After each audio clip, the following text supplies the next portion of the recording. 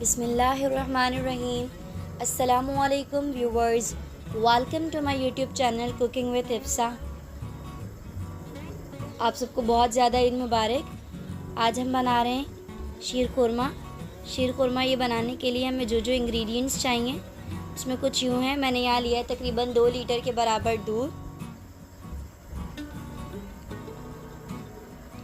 1 सेवइयों का packet,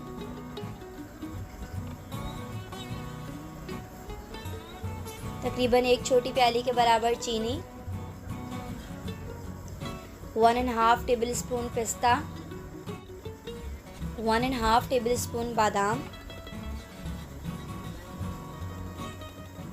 2 table spoon छुआरे जो कि मैंने इस तरीके से लंबाई में कट कर लिए हैं। आप चाहें तो इसे चॉप भी कर सकते हैं। और तकरीबन 4 से 5 इलायची। सबसे पहले हम किसी भी बर्तन में फ्लेम ऑन करके दूध ऐड करेंगे।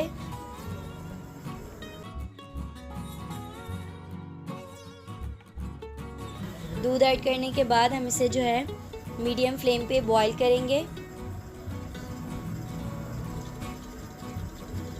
जब दूध अच्छे से बॉईल हो जाएगा तो साथ साथ जो इसमें मलाई आ रही है इसे हम चमचे से साथ साथ जो है हम इसे दूध में मिक्स करते जाएंगे और दूध को जो है अच्छे से पका लेंगे। अब हम इसमें ऐड करेंगे तकरीबन 5 से 6 इलायची, छोटी इलायची।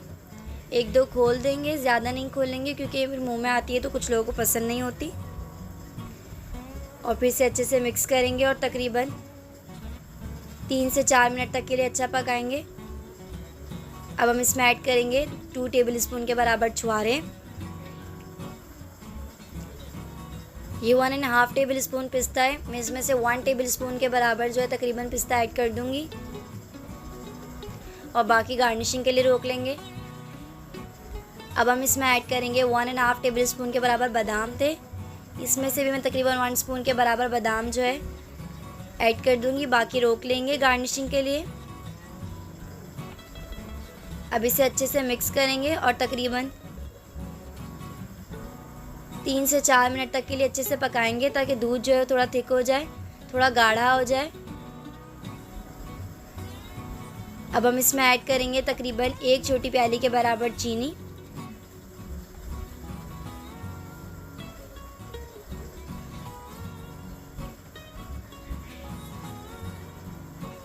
चीनी ऐड करने के बाद हम इसे अच्छे से मिक्स करेंगे ताकि चीनी जो है वो अच्छे से दूध में हल हो जाए।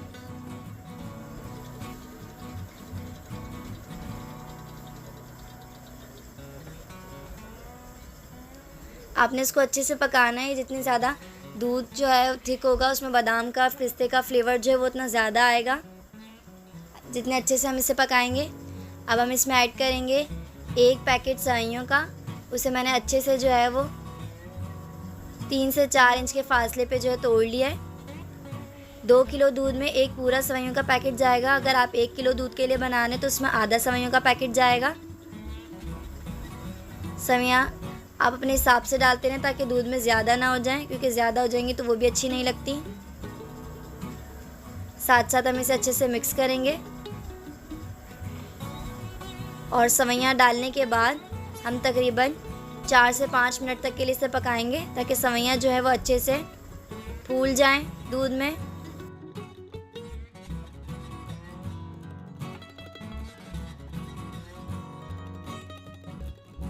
और दूध भी जो है थोड़ा गाढ़ा हो जाए।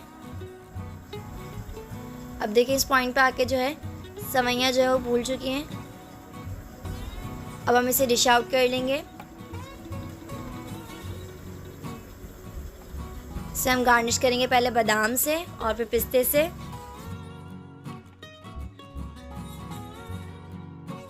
हमारी आज की रेसिपी यहीं पे कंप्लीट होती है। इंशाल्लाह आपसे बहुत जल्द एक नई रेसिपी के साथ मुलाकात होगी। अगर आपको ये वीडियो पसंद आई हो तो वीडियो को लाइक, शेयर, कमेंट और चैनल को सब्सक्राइब करें। जज़ाकल्लाहु खैर, अल्लाह हाफ़िज़ और आप सबको मेरी तरफ से बहुत बहुत ईद मुबारक।